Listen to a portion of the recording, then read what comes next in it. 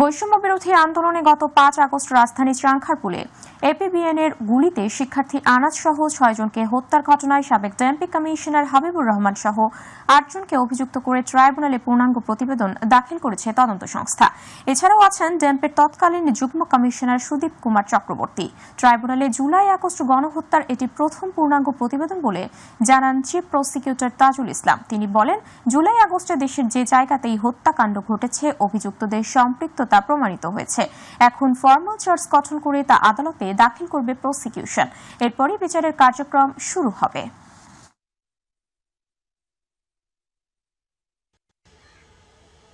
চানখারপুর এলাকায় শুধু পুলিশ না, কিন্তু সেখানে আওয়ামী লীগ, যুবলীগ, তাদের কমিশনাররা এরাও সম্পৃক্ত ছিল।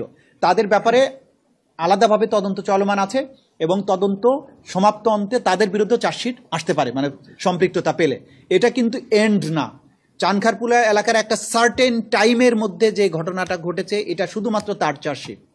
ওই এলাকায় আরও যে সমস্ত অপরাধ হয়েছে সেগুলোর আলাদাভাবে তদন্ত চলমান আছে এবং সেখানে যাদেরকে পাওয়া যাবে তাদের বিরুদ্ধে চার্জশিট আবারও দাখিল হবে।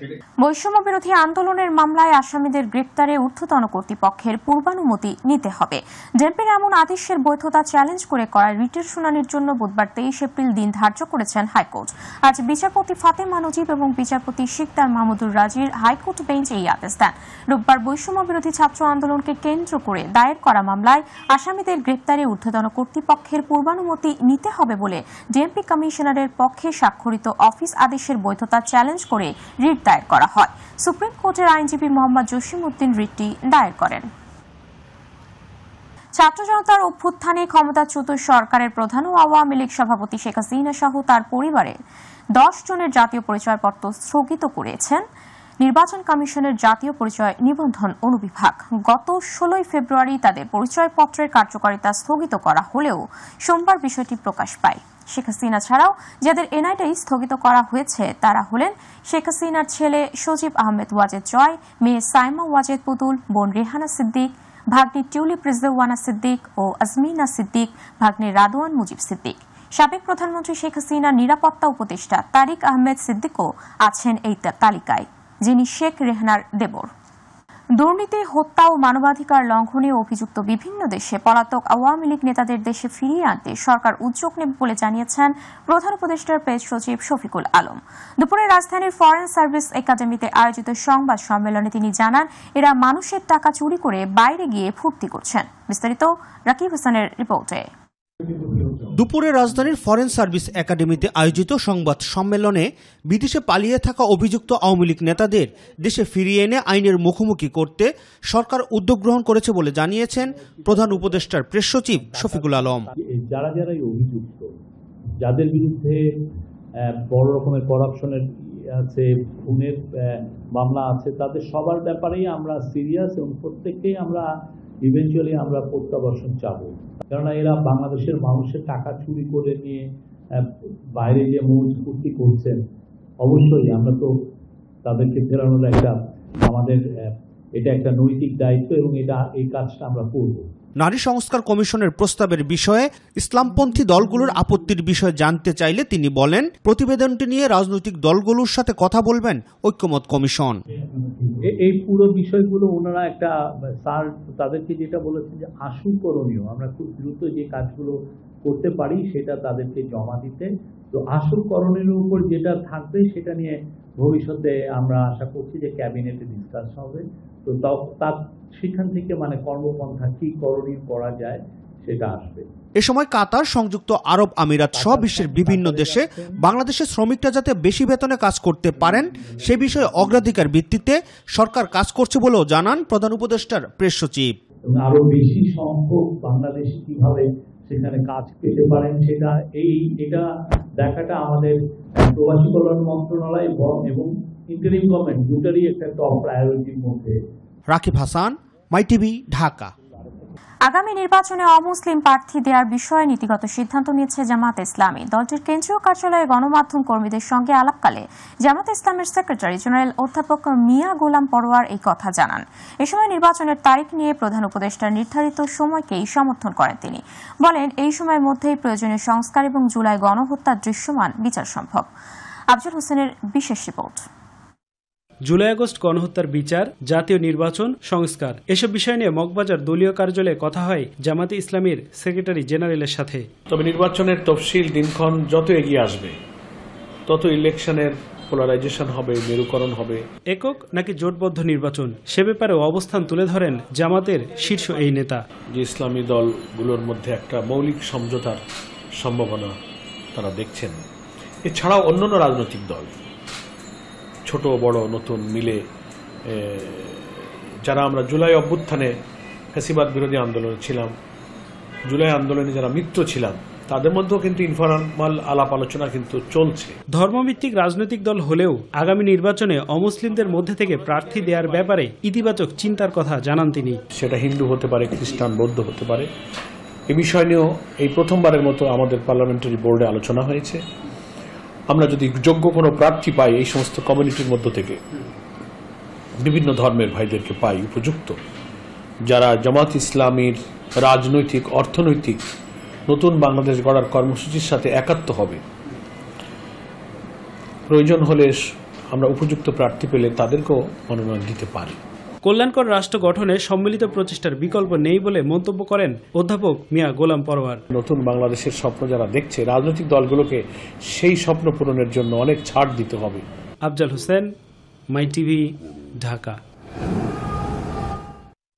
4 দিনের সরকারি সফরে কাতারের উদ্দেশ্যে ঢাকা ছেড়েছেন প্রধান উপদেষ্টা অধ্যাপক ডক্টর মোহাম্মদ ইউনূস।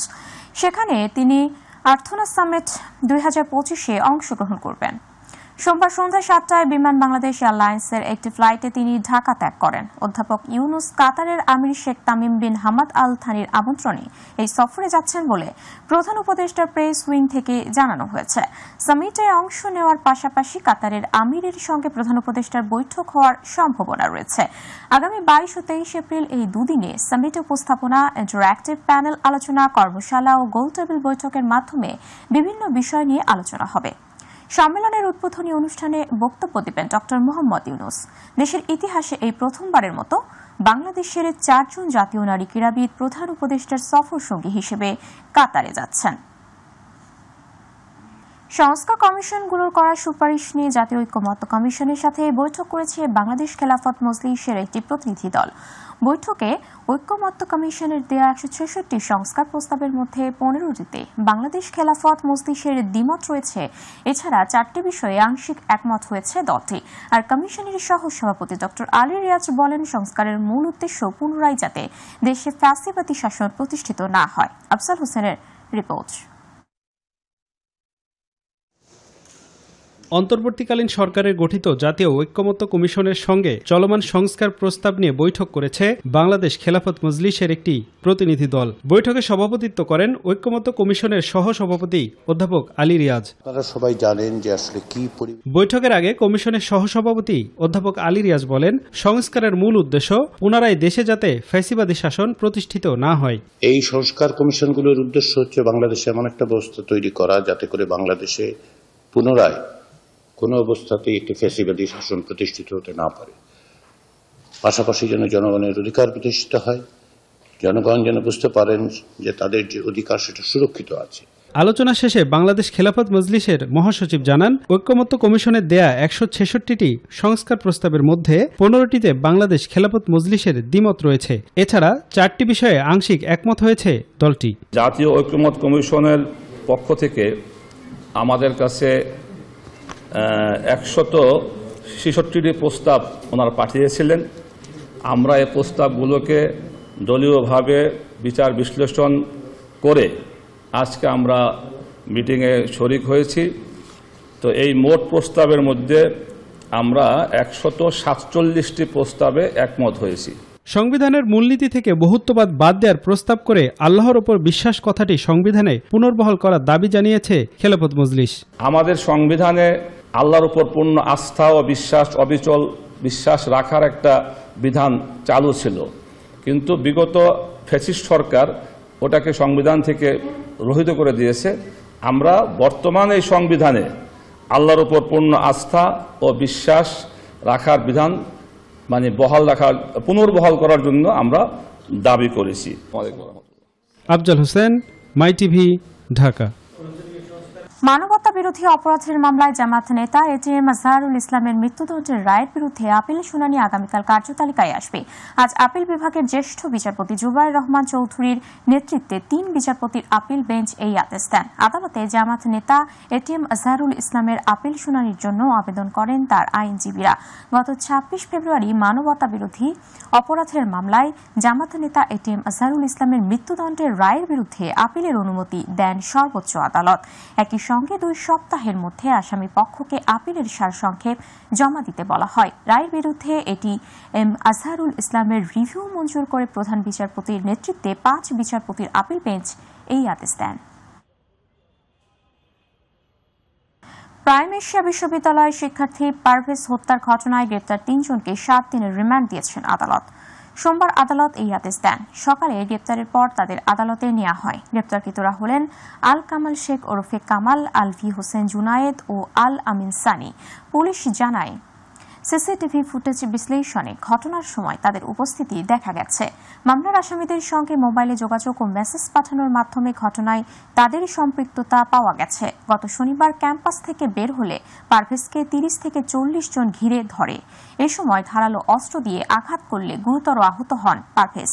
পরে উদ্ধার করে হাসপাতালে নিয়ে গেলে কর্তব্যরত চিকিৎসক তাকে মৃত ঘোষণা করেন। বেসরকারি বিশ্ববিদ্যালয়ের শিক্ষার্থী জাহিদুল ইসলাম পারভেজ হত্যার প্রতিবাদ ও হত্যাকাণ্ডের সাথে জড়িতদের সর্বোচ্চ শাস্তির দাবিতে মানববন্ধন করেছে ঢাকা বিশ্ববিদ্যালয়ের শাখা ছাত্রদল। এ সময় সংগঠনটির নেতাকর্মীরা কালো ব্যাজ ধারণ করেন। সোমবার দুপুর ১টায় ঢাকা বিশ্ববিদ্যালয়ের রাজু ভাস্কর্যের পাদদেশে এই মানববন্ধন অনুষ্ঠিত হয়। বিস্তারিত শিমুল খানের রিপোর্টে।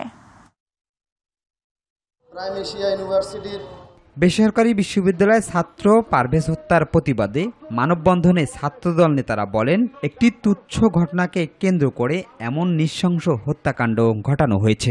বাংলাদেশ জাতীয়তাবাদী ছাত্রদল বাংলা সিনেমা সামনে না, আমাদেরও রক্ত গরম হয়, আমাদেরও শরীর গরম হয়। আপনারা অবশ্যই সোচ্চার থাকবেন। আমার ভাই পারভেজ হত্যার বিচার না হওয়া পর্যন্ত আপনাদের সচেতন থাকতে হবে।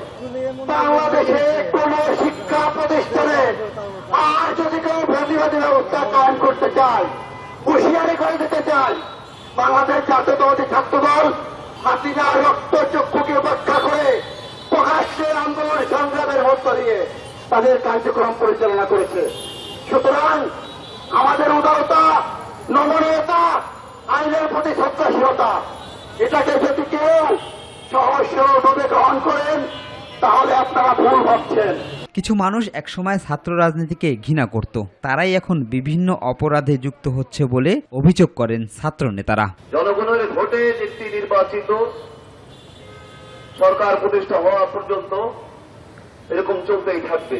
তারপরও বাংলাদেশ জাতীয়তাবাদী ছাত্রদল আইনের উপর সম্মান রেখে কোন মভূষিতে না গিয়ে একটি সুন্দর ও সুশৃঙ্খল উপায়ে বিচারের দাবি করে যাচ্ছে।